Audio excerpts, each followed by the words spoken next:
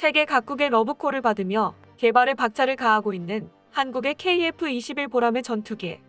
7월 19일 첫 비행 시험을 시작으로 최근 7차 비행에 성공했다는 소식이 들려오며 개발이 순조롭게 진행 중인 듯 보였습니다. 그런데 알려진 바와는 달리 시험 비행 중 뜻밖의 치명적인 결함이 발견되며 비상 착륙하는 등 개발이 난항에 빠졌다고 합니다.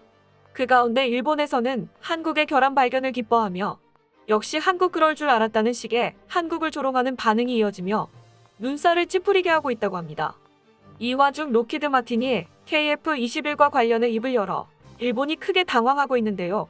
그 자세한 내용 알아보도록 하겠습니다. KF-21 시제기는 7월 19일 첫 비행을 성공적으로 마치며 사람들의 뜨거운 관심을 받았습니다. 7월 29일 시행된 2차 비행 역시 성공적으로 마쳐 개발이 순조롭게 진행될 것으로 기대됐습니다. 그러나 비행 시험이 반복되면서 결함이 쏟아져 나왔습니다. KF-21 시제기는 1, 2차 비행 시험 성공 이후 곧바로 이어진 3차 비행을 제대로 수행하지 못했다고 합니다. 3차 비행 시험 시작 당시 활주로 주행 중에 특정 시스템의 이상이 감지된 것인데요. 시스템 이상으로 인해 비행이 위험한 것으로 판단되어 이륙이 금지되기도 했습니다.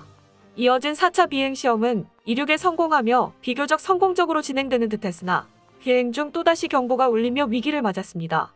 3차 비행 시험 때와는 또 다른 시스템 오류가 발견되면서 비행 불가 판정을 받고 즉시 착륙할 수밖에 없었습니다.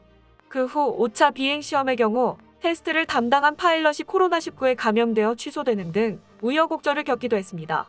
국내 언론은 KF-21 시제기가 총 비행 시간이 1시간 남짓이었으며 음속 이하의 속도로 비행하는 시기였음에도 일부 장비가 정상 작동하지 못하거나 비상 착륙 상황이 벌어지는 등 결함이 나타났다는 것에 문제를 제기했습니다.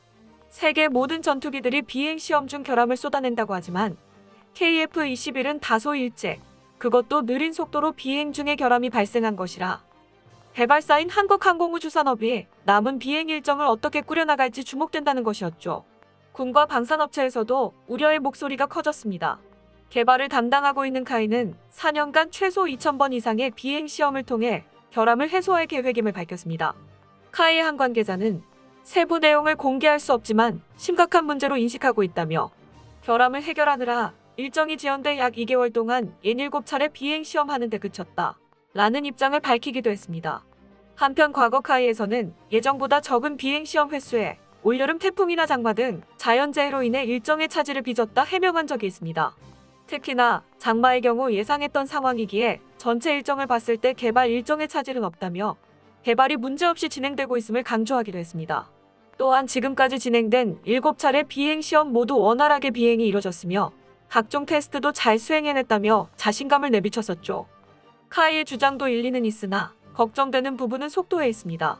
첫 결함이 발견된 당시 KF-21 시제기는 1시간 동안 시속 400km 정도의 속도로 비행했습니다. 음속의 경우 시속 1224km이기에 KF-21은 겨우 음속의 30% 정도밖에 못 미치는 속도로 비행했던 것이죠. 카이의 또 다른 관계자는 5차 비행부터 이륙, 비행, 착륙 시 같은 결함은 발견되지 않았으나 매 시험마다 살얼음판을 걷는 것 같았다는 입장을 밝히기도 했습니다. KF-21의 결함에 대한 선제적 대응과 적절한 상황 인식이 꼭 필요할 것 같습니다. 결함에 적극적으로 대응해야만 전 세계적인 신뢰를 확보할 수 있을 것이기 때문입니다. 한편 일본에서는 한국의 KF-21 전투기 관련 기사에 조롱 섞인 댓글들이 달리며 한국의 기술력을 무시하는 반응이 속속들이 발견되면서 온 국민의 분노를 사기도 했습니다. 몇몇 댓글을 소개해드리도록 하겠습니다. KF-21은 해외로부터의 기술 지원을 받고 있고 엔진 등도 미국으로부터의 수입품이지. FX는 제5세대를 넘는 다음 세대의 전투기이고 미국과 영국의 부탁도 아니지. 일본과 영국은 대등한 관계이고 아무리 생각해도 기술도 노하우도 한국보다 일본이 앞선다. 제대로 조사받고 나서 발언해달라고. 하지만 그건 그렇고 KF-21 개발 너무 서두르지 않습니까?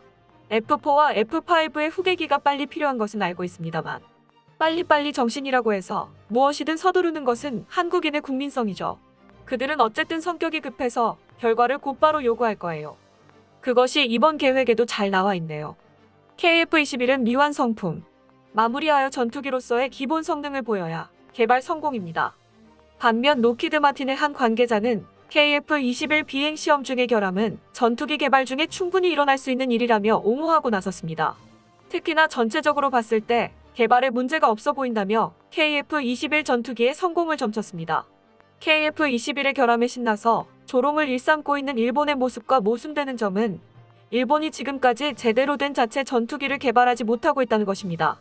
일본보다 훨씬 앞선 한국의 자체 개발 소식에 배가 아픈 것이 당연해 보입니다.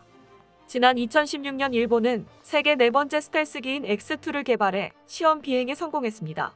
하지만 X2 전투기는 실제 전투에 배치하기 위한 전투기가 아니라 자국산 고기동 기체 제어 기술과 터보팬 엔진 운전 기술, 스텔스 형상 설계 기술 등을 실증하기 위한 용도로 제작됐습니다. 언론에서는 X2 비행기를 스텔스 전투기라고 언급했지만 실상은 일본의 기술력을 시험하기 위해 만든 기술 실증기로 큰 차이가 있습니다. X2는 비행기의 공기 흡입구 구조가 RCS 저감에 부적합하고 입구가 좁아서 가동성에 문제가 있으며 무장 장착 등에 적합하지 않은 구조로 실제 비행 전투에 배치될 수 없습니다. 일각에서는 일본이 스텔스 기술을 가지고 미국의 F-35를 생산하기 위해 꼼수를 부린 것이라는 말이 나오기도 했습니다.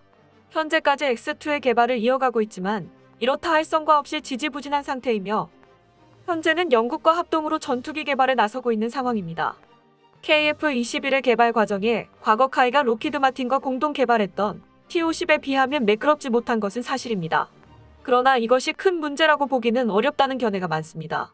특히나 카이는 KF-21에 문제가 많다는 것은 잘못된 기사라며 강력히 반발하고 있습니다. T-50은 공동 개발이라고 하긴 했으나 현실적으로 미국 록히드 마틴이 개발한 기종입니다. 또한 고등 운영기를 목표로 개발한 것이기에 요구 조건도 크게 복잡하지 않습니다. 반면 KF-21은 국내 최초로 개발하는 초음속 기종이고 그 성능 역시 기본적으로 4.5세대급 전투기를 추구하며 향후 5세대 스텔스기로 발전할 수 있도록 설계되었습니다. 4세대 전투기의 경우 스텔스 성능은 일종의 부차적인 요구사항이고 핵심 성능은 공중 기동성 향상에 맞추어져 있어 항공 역학적으로 최적의 기체 설계를 도입할 수 있습니다. 이에 반해 KF-21은 향후 F-22나 F-35와 비견될 정도의 스텔스기로 개량될 수 있는 스텔스 설계가 처음부터 도입되었습니다. 스텔스 설계의 경우 항공 역학적으로 충돌하는 경우가 많으며 기체 설계 면에서도 최적의 공기 역학적 설계를 벗어나는 경우가 많습니다.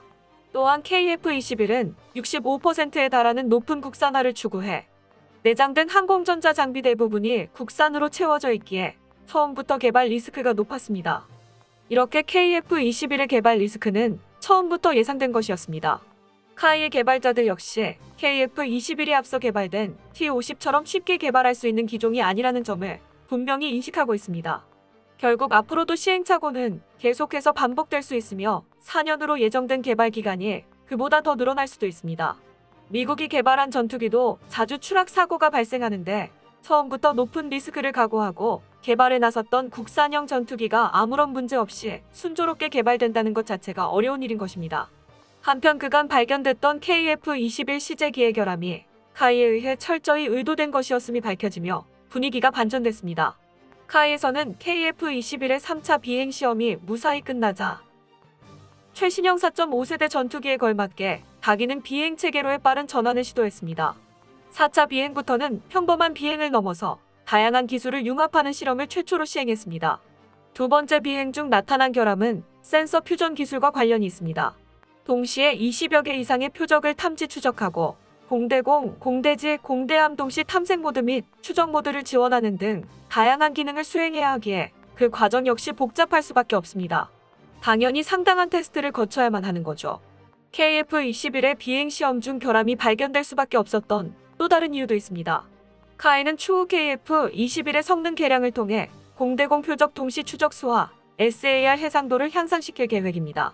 비업조 표적 식별 기능 및 광대역 데이터 링크를 탑재하려면 비행 시험 중 비행 자체보다는 다기능 시스템이 정상 작동하는지 고속 연산이 가능한지를 확인하는 것에 집중할 필요가 있습니다. 이로써 KF-21 시제기에 비행 시험 중 결함이 발생한 이유가 설계상의 문제와 같은 기술적인 큰 문제가 아닌 복잡한 시스템의 완벽하고도 유기적인 결합을 위한 도전이었음이 밝혀졌는데요.